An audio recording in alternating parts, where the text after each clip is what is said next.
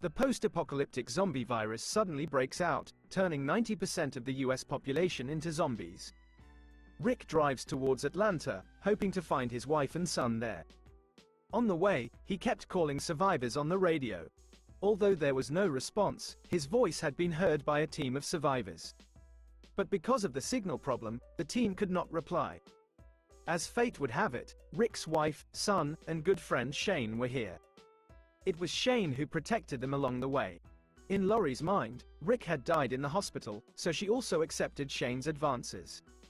They didn't think Rick would miraculously survive. The car ran out of gas after a while, so Rick had to walk to see if he could find any. He came to a house on the outskirts of town and tried to get help from the owner, but the door was locked. Rick knocked on the door and got no answer. He went to the bedroom window and found the owner dead inside. This look should be suicide with a gun. This scene made Rick feel a little down. He did not choose to go inside, not wanting to disturb the deceased. Then he found the owner's car, but no key was inside. But luckily, Rick found the horse in the backyard. This is also a good means of transportation in the post-apocalyptic world. He just rode on towards Atlanta. He didn't know how long it took, but he finally arrived in Atlanta. It was also empty. The streets were unusually quiet. Only when he reached the city center did a few zombies appear sporadically. It does look like there are signs of an army garrison here, and it was obviously taken over by zombies at the end. When he didn't know where to go, there was the sound of a helicopter in the sky. He saw the reflection of the plane on the glass of the building, and Rick hurriedly rode his horse and accelerated in that direction to catch up. He rode his horse and ran while watching the plane's movement, unaware of the situation ahead. The zombies in front of him made his scalp numb. A whole street of zombies, even the horses, began to be frightened. He could only hurry to turn around and return the way he came.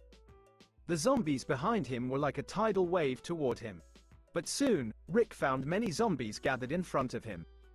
The zombies around him had already jumped in front of him in just a few seconds.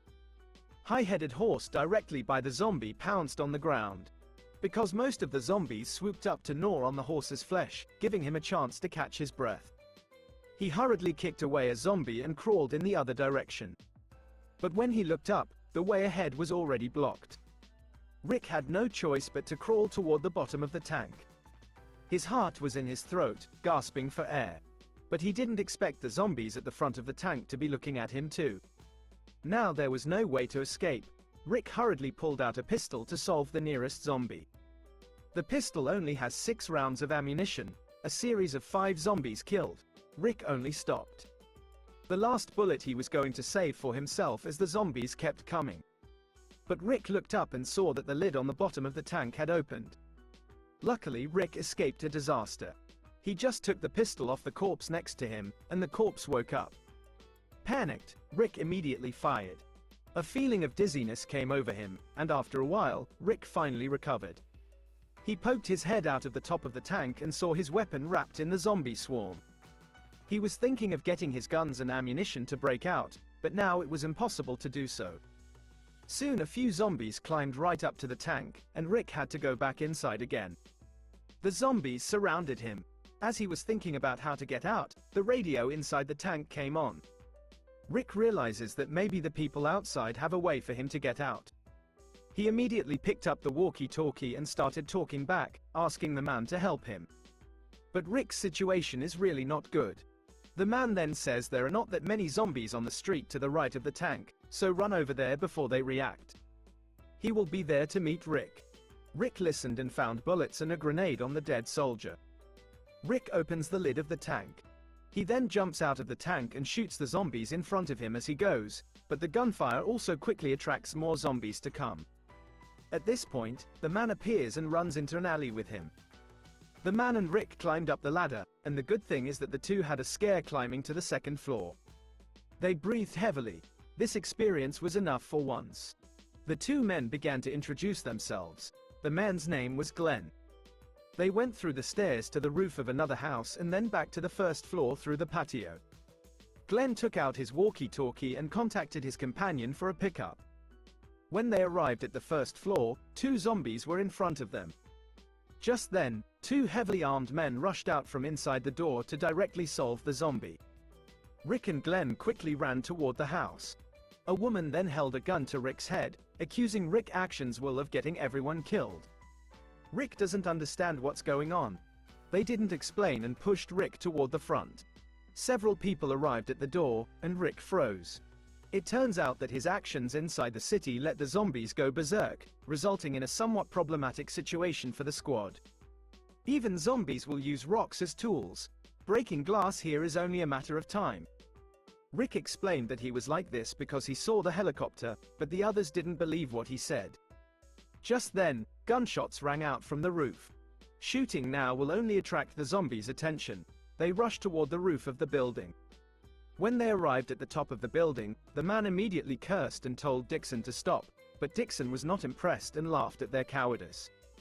T-Dog went up to Dixon and argued that such behavior would get everyone killed, but Dixon was a ruthless character who did what he wanted to do.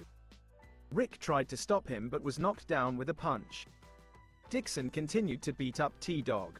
Dixon even pulled out a pistol and tried to shoot him, which is a madman.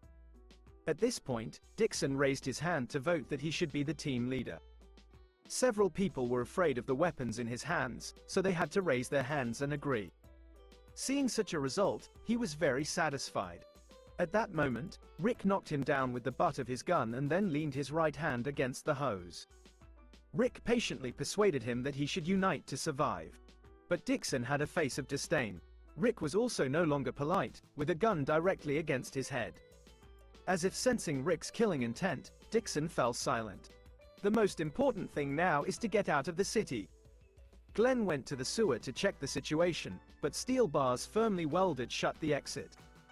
Now the time was running out because the zombies had broken through the first glass door, and the group had to return to the roof again.